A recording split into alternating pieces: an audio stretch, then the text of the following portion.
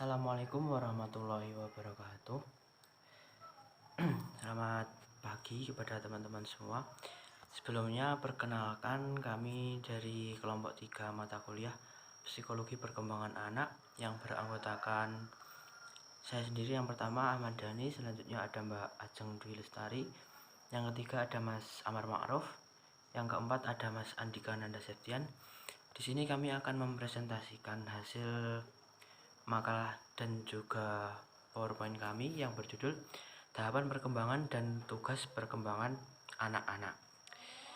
Di sini saya akan menyampaikan materi yang pertama, yakni materi poin A tentang perkembangan anak-anak prasekolah. Dalam perkembangan di fase prasekolah ini, pertumbuhan dan perkembangan anak dibagi atau ada tahapan-tahapannya menjadi 9 bagian. Yang pertama langsung saja, yakni tentang pertumbuhan fisik. Pertumbuhan fisik di sini yang dimaksud di sini adalah pertumbuhan masa bayi, di mana tingkat pertumbuhan anak-anak lebih lambat dibandingkan dengan pertumbuhan selama masa bayi. Di antara perkembangan fisik yang sangat penting pada masa ini ialah perkembangan otak dan sistem saraf yang berkelanjutan. Masuk ke tahap yang kedua, yakni perkembangan kognitif. Menurut para pakar psikolog Piaget, perkembangan kognitif pada anak prasekolah disebut dengan periode preoperasional, yakni tahapan di mana anak belum mampu menguasai operasi mental secara logis ataupun keterbatasan pemikiran anak tersebut. Selanjutnya masuki tahapan yang ketiga, yakni tentang perkembangan emosional. Pada usia anak menginjak 4 tahun, anak tersebut sudah mulai menyadari mengenai dirinya sendiri dan perasaan harga dirinya yang menuntut pengakuan dari lingkungan juga mulai berkembang. Adapun beberapa emosi pada diri anak yang berkembang antara lain yang pertama, yakni rasa takut, rasa cemas, marah, cemburu, gembira, dan lain sebagainya.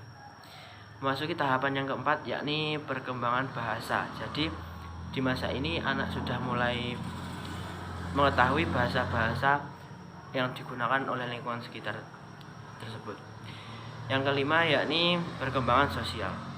Setelah menginjak usia 4 tahun atau lebih, perkembangan sosial pada anak sudah nampak secara jelas, yang ditandai dengan mulainya pengetahuan aturan-aturan dan mematuhinya. Jadi anak tersebut sudah mengetahui berbagai macam aturan, dan jikalau dia melanggar, maka ia juga tahu konsekuensi dari pelanggaran yang dilakukan tersebut. Yang keenam, yakni perkembangan bermain. Perkembangan bermain di sini merupakan sebuah kegiatan yang dilakukan dengan kebebasan batin untuk memperoleh kesenangan yang dapat berbentuk permainan fungsi, fiksi, reseptif atau apresiatif, membentuk serta berprestasi. Selanjutnya, yakni perkembangan kepribadian. Pada usia ini, anak membandel adalah suatu kewajaran karena perkembangan pribadi mereka sedang bergerak dari dependen ke sikap independen. Pada masa ini pula kemampuan dan kesadaran untuk memenuhi tuntutan dan tanggung jawab sudah mulai berkembang. Jadi diharapkan kepada seluruh orang tua, jadi ketika anaknya mulai masuk pada perkembangan kepribadian ini, kita tidak serta-merta memarahi kepada anak kita ketika anak tersebut membandel. Jadi kita harus mengetahui mengapa anak tersebut seperti itu. Selanjutnya, yakni tentang perkembangan moral. Di masa ini, anak sudah memiliki dasar tentang sikap moralitas terhadap kelompok sosialnya, seperti contohnya orang tua, saudara, dan juga teman-temannya. Yang terakhir, yakni perkembangan kesadaran beragama. Pengetahuan akan ilmu agama pada perkembangan anak. Perkenalkan, saya Ajeng Dwi Lestari. Di sini saya akan melanjutkan materi selanjutnya, yaitu mengenai tugas-tugas perkembangan anak-anak awal. Adapun tugas perkembangan anak-anak awal menurut beberapa ahli, salah satunya ialah Robert G. Harvey Hart. Di antaranya ialah sebagai berikut. Yang pertama, toilet training. Yang kedua, belajar membedakan jenis kelamin serta dapat bekerjasama dengan jenis kelamin lain. Yang ketiga, belajar mencapai stabilitas fisiologis. Yang keempat, pembentukan konsep-konsep yang sederhana tentang realitas fisik dan sosial. Yang kelima, belajar kontak perasaan dengan orang tua, keluarga, dan orang lain, menghubungkan diri sendiri secara emosional. Yang keenam, belajar membedakan mana yang baik dan buruk serta mengembangkan kata hati. Kemudian menurut Hurlock mengenai tugas-tugas perkembangan anak-anak awal antara lain sebagai berikut. Yang pertama, belajar keterampilan fisik yang diperlukan untuk bermain. Yang kedua, membina sikap yang sehat atau positif terhadap diri sendiri sebagai seseorang individu yang berkembang, seperti kesadaran tentang harga diri dan kemampuan diri. Yang ketiga, belajar bergaul dengan teman-teman sebaya sesuai dengan etika moral yang berkembang di masyarakat. Yang keempat, belajar memainkan peran sesuai dengan jenis kelamin. Yang kelima, mengembangkan dasar-dasar keterampilan seperti membaca, menulis, dan menghitung. Yang keenam, mengembangkan konsep-konsep yang diperlukan dalam kehidupan sehari-hari. Yang ketujuh, mengembangkan sikap objektif, baik positif dan negatif terhadap kelompok dan masyarakat. Yang kedelapan, belajar mencapai kemerdekaan atau kebebasan pribadi sehingga menjadi diri sendiri yang mandiri dan bertanggung jawab. Assalamualaikum warahmatullahi wabarakatuh. Saya Amar Maruf akan membacakan perkembangan anak masa sekolah dasar. Pada perkembangan anak masa sekolah ini merupakan perkembangan yang terjadi pada periode usia antara 6-12 tahun. Merupakan masa peralihan dari prasekolah ke masa sekolah dasar. Masa ini juga dikenal dengan masa peralihan dari anak-anak awal ke masa anak-anak akhir sampai menjelang masa prapubertas. Adapun tahapan perkembangan masa anak sekolah dasar diantaranya ialah sebagai berikut. 1. Perkembangan fisik. Pertumbuhan fisik anak pada usia SD ditandai dengan anak menjadi lebih tinggi, berat, dan kuat dibandingkan pada saat anak berada di PAUD atau TK. Hal ini tampak pada perubahan sistem tulang, otot, keterampilan, dan gerak. Kedua, yaitu perkembangan kognitif. Dalam pandangan Piaget, perkembangan kognitif pada hakikatnya adalah perkembangan kemampuan penalaran logis. Pada masa remaja, peserta didik mulai mengembangkan cara berpikirnya. Peserta didik mulai berpikir secara hipotesis dalam menyelesaikan masalah, yaitu mencari sumber permasalahan, mengkaji, dan mencari alternatif pemecahannya. Ketiga, perkembangan emosi.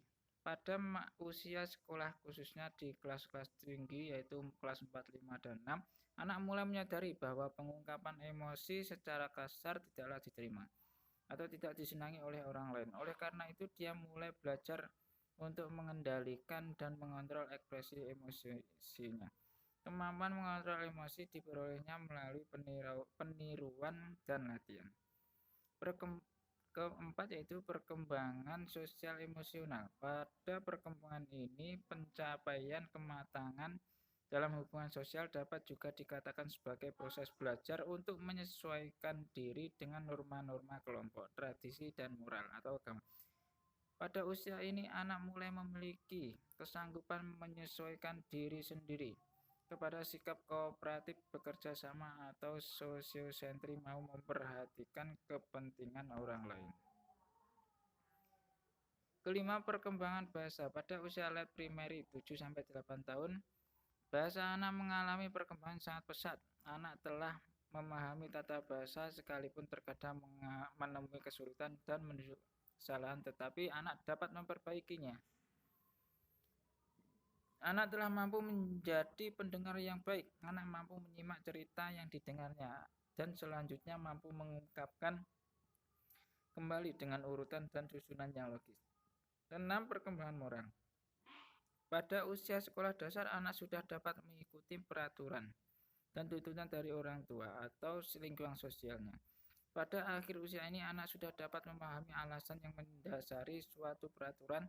Di samping itu, anak sudah dapat mengasosiasikan setiap bentuk-bentuk perilaku dengan konsep benar, salah, atau baik buruk. 7. Perkembangan penghayatan keagamaan. Periode usia sekolah dasar merupakan masa pembentukan nilai-nilai agama. Sebagai kelanjutan periode sebelumnya, kualitas keagamaan anak akan sangat dipengaruhi oleh proses pembentukan atau pendidikan yang diterimanya. Berkaitan dengan hal tersebut, Pendidikan agama di sekolah dasar mempunyai peranan yang sangat penting. Baik, untuk materi selanjutnya ialah tugas perkembangan anak masa sekolah dasar. Havingers mengatakan bahwa tugas perkembangan individu adalah tugas yang tampak pada suatu periode tertentu dalam kehidupan individu.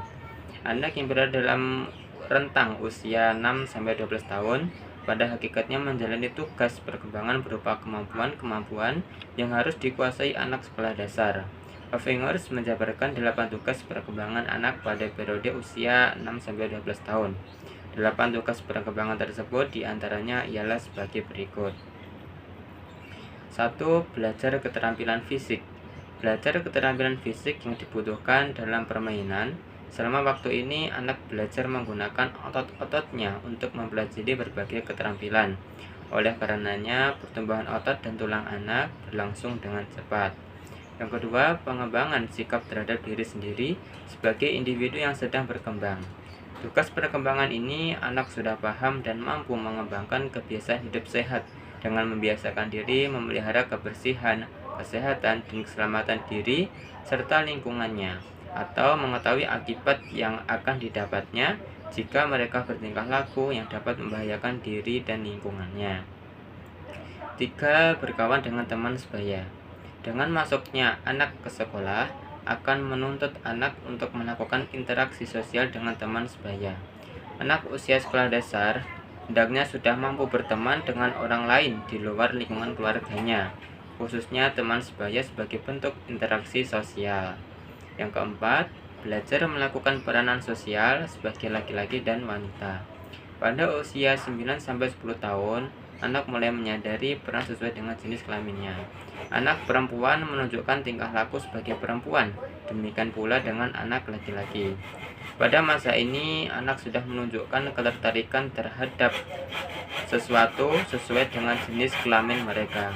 Misalnya, anak perempuan senang bermain boneka dengan anak perempuan lainnya, dan anak laki-laki senang bermain bola dengan teman laki-lakinya.